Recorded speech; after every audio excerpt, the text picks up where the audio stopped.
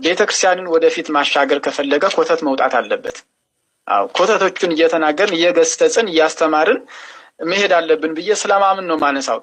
ለአብነት ተብሎ ይወረሳ ይሄ የዛር መንፈስን ይዋረሳሉ። በነገራችን ላይ እመጣልሃለሁ ወደ ታች ሳወራልህ አንድ የምሰጥህ ነገሮች አሉ። እኔ አሁን ይሄን ስናገር ግን በጣም አዝናለሁ። ቤተክርስቲያንን መቃወም አይደለም፣ አባቶችን መቃወም አይደለም። ነገር ግን የኛ የኢትዮጵያ ኦርቶዶክስ ተዋሕዶ ቤተክርስቲያን ይህንን አምልኮ ጣዖትን አትፈቅድም። ይሄ ከዛር ጋር ተያይዞ ከመናፍስት ጋር ተያይዞ ከተዋርሶ ጋር ተያይዞ ቤተክርስቲያኒቱ የራሷ የሆነ በነገራችን ላይ ትምህርት የላትም። ግን በቤተክርስቲያን ውስጥ ተደብቀው ኦርቶዶክሳዊ መስለው መጽሐፍ ምንድን ነው የሚለው? ስሙን ተሸክመውታል ኃይሉን ክደውታል ነው አይደል የሚለው? የአምልኮት መልክ እና ኦርቶዶክሳዊ ናቸው። ኦርቶዶክሳዊ ናቸው። ነገር ግን ቤተክርስቲያኒቱ የማታስተምረውን ትምህርት በአብነት ትምህርት ቤት ውስጥ የሚሰጠውን ትምህርት እናውቃለን ሁላችንም። ከዚህ ጋር ጎን ለጎን ግን የሚሰጥ ሌላም ያው አላስፈላጊ ነገሮች እንዳሉ እናውቃለን። ለንግድ ተብሎ ለአብነት ለቃለ እግዚአብሔር አብነት ስለ ለቃለ እግዚአብሔር ማለት ነው። ለጥበብ ለድምጽ ብለው የሚዋረሱ ሰዎች አሉ። በጸዋት ማለት ነው። ወይንም ደግሞ በተለያዩ ብዙ እንትኖች አሉና ለድምጽ የሚዋረሱ አሉ፣ ለግርማ ሞገስ የሚዋረሱ አሉ። ይሄ በትክክል ያለውን ነገር ነው የምነግርህ። ለድምጽ አሁን ለህዝብ አግዝ ለድምጽ የሚለው ነገር ድምጻቸው ቆንጆ ሆኖ እንዲሰማ ነው ወይስ ትንፋሽ እንዲኖራቸው ነው? ምንድን ነው ይሄ ነገር? አዎ ለድምጽ እኔ እንግዲህ ያው በነገራችን ላይ ይሄን የእናንተን ትምህርት እና የመምህር ግርማን የፈውስ አገልግሎት ትምህርት ማየት ከጀመርኩ ያው 5 ዓመት 6 ዓመት ይሆነኛል። ከዛ በኋላ እኔ በተለይ በዚህ 2 ዓመት ውስጥ በትክክል ይሄ ጉዳቱ በቤተክርስቲያን ላይ ምን ያክል በጣም አደገኛ እንደሆነ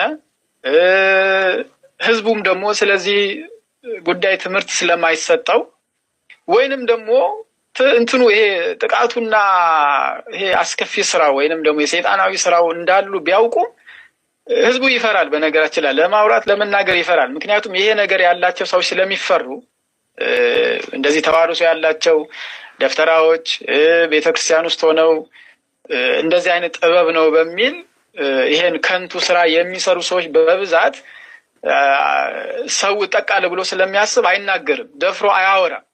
እና አሁን አውደ ምሕረት ላይ መድረክ ላይ ወጥቶ ዛሬ በዚህ ዘመን እኚህን አባት እግዚአብሔር ሐዋርያ አድርጎ የዘመናችን የተክለ ሃይማኖት ነው የምላቸው፣ እግዚአብሔር ምስክሬ ነው፣ አስነስቶ ይህ ትምህርት ባይገለጽ ኖሮ ይህ ሁሉ ሚሊዮን ህዝብ ባልነቃ ነበር። እና ወደ ጉዳይ ስመጣ ለድምጽ ብለው ሲዋረሱ ምንድነው ድምጻቸው ያማረ እንዲሆን በህዝቡ ልቦና ውስጥ የሆነ ጥሩ ቃና እንዲኖር ለምሳሌ ድምጻቸው ጎርነን ያለ የተዘጋ ድምጽ ያላቸው ሰዎች ለድምጽ ይዋረሱታል፣ አብነት ይዋረሱታል። ይሄን ያደረጉ ሰዎች እኔ የማውቃቸው ሰዎች አሉ በነገራችን ላይ። በእውነት አዎ በጣም በትክክል ለግርማ ሞገስ ብለው እንደዚህ አይነት ነገር የተጠቀሙ ሰዎች የሚጠቀሙ ሰዎች እንዳሉ አውቃለሁ። እግዚአብሔር ምስክሬ ነው። ግርማ ሞገስ ህዝብን ለመሰብሰብ ህዝብ እንዲፈራቸው ነው ወይስ እንዲወዳቸው ነው? አዎ ግርማ ሞገስ ምን መሰለ፣ አሁን ወደ አደባባይ ሲወጡ፣ ወደ ስብሰባ ሲወጡ፣ ወደ ህዝብ መሀል ሲወጡ የመፈራት ጸጋ እንዲኖራቸው፣ ሰው እነሱን ሲያይ ሽቁጥቁጥ እንዲል፣ ሰው እነሱን ሲያይ እንዲፈራ፣ የሚናገሩት ነገር በአጠቃላይ ትክክል እንደሆነ ተደርጎ እንዲወሰድ ገባ መንፈሱ አብሯቸው ስለሚሆን ግርማ ይሆናቸዋል ማለት ነው። እና ተናግረው እንዲደመጡ ህዝቡ ላይ ሄዶ ያንን ስሜት ይፈጥራል ማለት ነው። በትክክል ይፈጥራል። በተለይ ደግሞ ይሄ በመንፈሳዊ ህይወት ያልበረታ ያልጠነከረ ሰው ከሆነ በትክክል ያ ሰው ላይ ያ መንፈስ እንዳለ ማወቅ ስለማይቻል ያው ያለው አማራጭ እንትን ነው፣ ዝቅ ማለት ነው። እና ምንድነው ለግርማ ሞገስ ሲባል ያው አሁን እንዳልኩ ነው፣ የመፈራት ጸጋ እንዲኖራቸው፣ የመደመጥ ጸጋ እንዲኖራቸው፣ የተናገሩት ነገር ተደማጭነት እንዲኖር፣ እነሱ ያሉት ነገር በጣም ትክክል ነው ብለው ሰዎች እንዲቀበሉ የሚዋረሱት መንፈስ ነው። በተለይ ደግሞ ይህን መንፈስ የተዋረሱ ሰዎች በነገራችን ላይ ሰዎች በሚያዩቸው ሰዓት በተለይ መንፈሳዊ ህይወት ያልገባቸውና ጠንካራ ያልሆኑ ሰዎች እንደዚህ የግርማ ሞገስ የተዋረሱ ሰዎችን በሚያዩበት ሰዓት ይፈራል።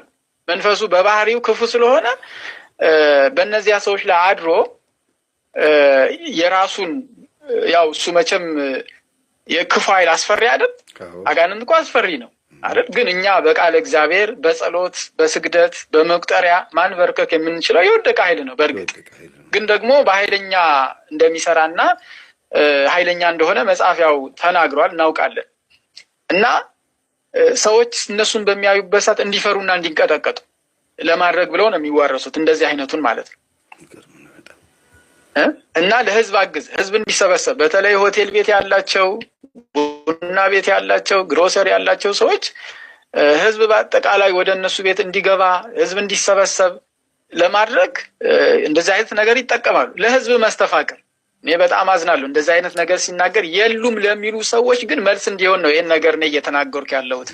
ሞር እዚህ ላይ ፎከስ ማድረግ ስለምፈልግ ማለት ነው። መምህር ይሄን ነገር በደንብ አድርጌ ዲስክራይብ ካደረግኩኝ የእናንተ ትምህርት ምን ያክል አስፈላጊ እንደሆነ ያው ግልጽ ስለሚሆን ነው።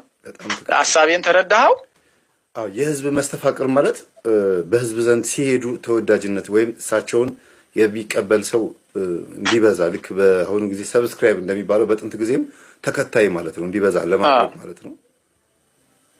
አዎ፣ በቃ ህዝብ እንዲያፈቅራቸው የትም ቦታ በስራ ቦታም በስብሰባም በንግድም በሚሄዱበት በአጠቃላይ በማህበራዊ ቦታዎችም ይሁን በየትም ቦታ ብቻ በሚሄዱበት ቦታ ማንም ሰው እንዲወዳቸው እንዲያፈቅራቸው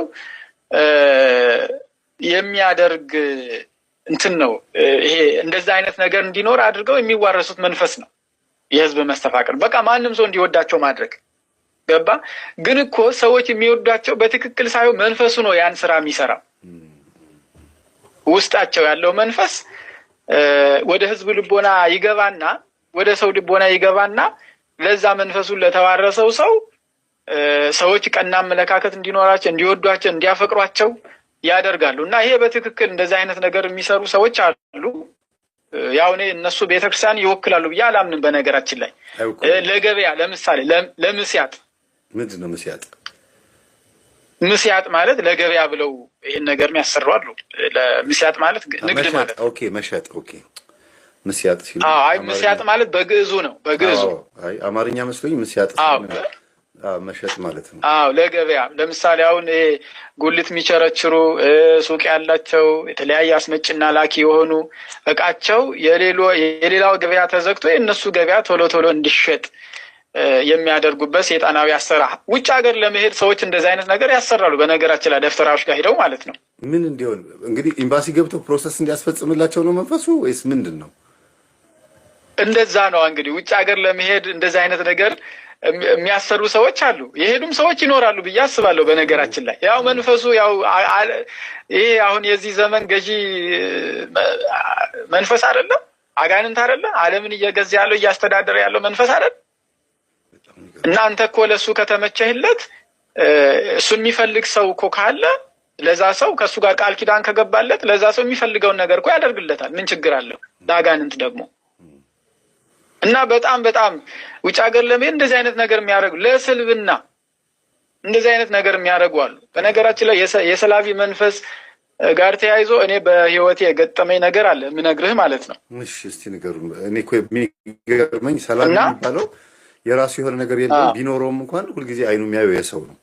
ሰላቢ ሁልጊዜ የራሱ ያዩ በትክክል እሺ። አዎ እና ለስልብና እኔ አሁን አንድ ጊዜ ምን ገጠመኝ መሰለ? አንዴ የጸበል ቦታ ነበር፣ የሰማዕቱ የቅዱስ ጊዮርጊስ ጸበል ነው።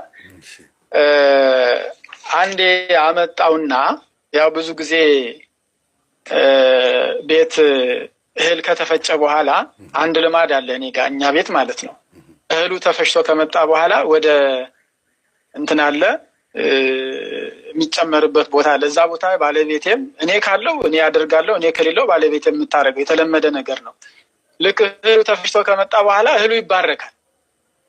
ብሩክ እግዚአብሔር አብ፣ ብሩክ እግዚአብሔር ወልድ፣ ብሩክ እግዚአብሔር መንፈስ ቅዱስ ተብሎ አንደኛ እንዲበረክት ነው፣ እግዚአብሔር አምላክ እንዲያበረክትልን እህሉን እንድንበላ የሰጠን ያቀረበልን አምላካችን ነውና እሱን ማመስገን አለብን። ሁለተኛ ደግሞ የሰላቢ መንፈስ በረከት የሚያሳጣ በረከትን የሚወስድ መንፈስ ስላለ ይህ መንፈስ እንዳይሰለጥን እንደዚህ አይነት ነገር እናደርጋለን፣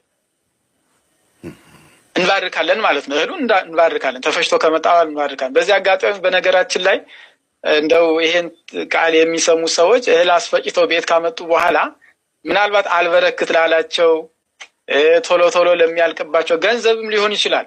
ይሄ ነገር ያ ብዙ ሰው ዛሬ እኮ ገንዘብ እየበረከተለት አይደለም። በረከት እኮ ከህዝቡ ጠፍቷል አይደል? ዛሬ እንደምናውቀው በረከት ጠፍቷል። ገንዘብ አይበረክትም፣ እህል አይበረክትም፣ የገዛናቸው ልብሶች አይበረክቱም፣ ጫማዎቻችን አይበረክቱም፣ እውቀት ራሱ አይበረክትም።